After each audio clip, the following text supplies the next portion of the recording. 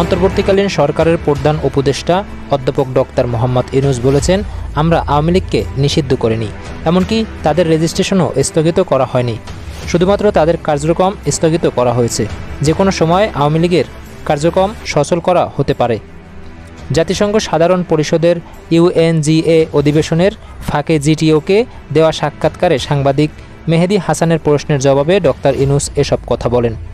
29 September প্রকাশিত এ সাক্ষাৎকারে প্রধান উপদেষ্টা বলেন, কার্যক্রম স্থগিত হওয়ায় তারা কোনো রাজনৈতিক কর্মকাণ্ড করতে পারবে না।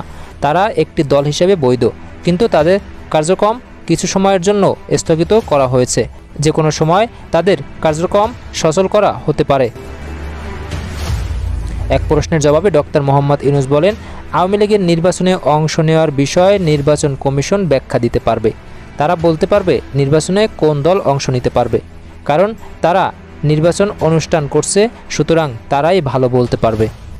প্রধান উপদেষ্টা বলেন, আওয়ামী লীগের লাখ লাখ সমর্থক আছে, এটা আমি মানি না, তবে তাদের সমর্থক আছে। তাদের সমর্থকরা সাধারণ ভোটারের মতো ভোট প্রদান করতে পারবে, তবে সেখানে শুধু আওয়ামী লীগের প্রতীক থাকবে না। ডক্টর ইউনূস বলেন, আওয়ামী লীগ নিজেদের রাজনৈতিক দল বললেও তারা রাজনৈতিক দলের মতো নিজেদের তুলে ধরতে পারেনি। তারা মানুষ হত্যা করেছে, এমনকি তারা যা করেছে তার কোনো দায় পর্যন্ত তারা নেয়নি। শুধু তাই নয়, তাদের এই কর্মকাণ্ডের জন্য তারা সবসময় অন্যকে দোষারোপ করেছে।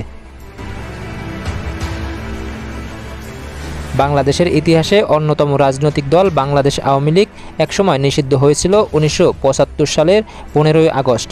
বঙ্গবন্ধু শেখ মুজিবুর রহমানকে সপরিবারে হত্যার পর সামরিক শাসকরা ক্ষমতা দখল করে। সেই সময় রাজনৈতিক কর্মকাণ্ডের উপর কড়া নিষেধাজ্ঞা জারি করা হয়। বিশেষ করে 1975 সালের 15 আগস্টের পর থেকে 1979 সাল পর্যন্ত আওয়ামী লীগের কার্যক্রম নিষিদ্ধ ছিল। এর মূল কারণ ছিল সামরিক শাসকদের রাজনৈতিক বিরোধিতা দমন এবং আওয়ামী লীগের জনপ্রিয়তাকে দুর্বল করা। এই নিষিদ্ধ সময়ে দলটির অনেক নেতাকর্মী কারাগারে বন্দী হন, অনেকে গোপনে রাজনৈতিক কর্মকাণ্ড চালিয়ে যান। পরবর্তীতে গণতান্ত্রিক আন্দোলনের চাপ ও নির্বাচনী রাজনীতির প্রয়োজনে আওয়ামী লীগ আবার বৈধতা ফিরে পায়।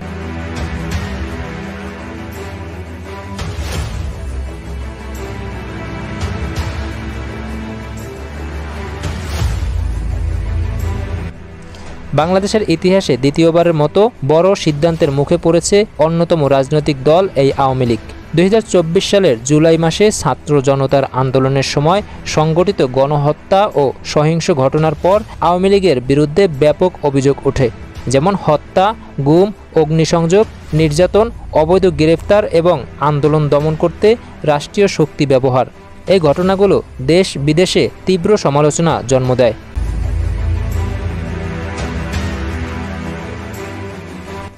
এরপর 2025 সালের মে মাসে অন্তর্বর্তী সরকার একটি সরকারি গেজেট জারি করে আওয়ামী লীগের সকল কার্যক্রম নিষিদ্ধ ঘোষণা করে।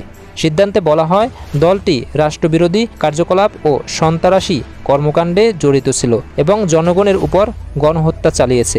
একই সাথে নির্বাচন কমিশন আওয়ামী লীগের নিবন্ধন ও স্থগিত করে। আইন বিষয়ক উপদেষ্টা আনুষ্ঠানিকভাবে ঘোষণা দেন, জুলাই গণহত্যা ও মানবতা বিরোধী অপরাধের বিচার নিশ্চিত না হওয়া পর্যন্ত এই নিষেধাজ্ঞা বহাল থাকবে। ইতিহাসে এটি দ্বিতীয়বারের মতো আওয়ামী লীগকে নিষিদ্ধ করা হয়েছে। তবে রাজনৈতিক বিশ্লেষকরা বলছেন, নিষেধাজ্ঞা সত্ত্বেও এই দলের ভবিষ্যৎ ও বাংলাদেশের রাজনীতিতে তাদের প্রভাব পুরোপুরি শেষ হয়ে যাবে না।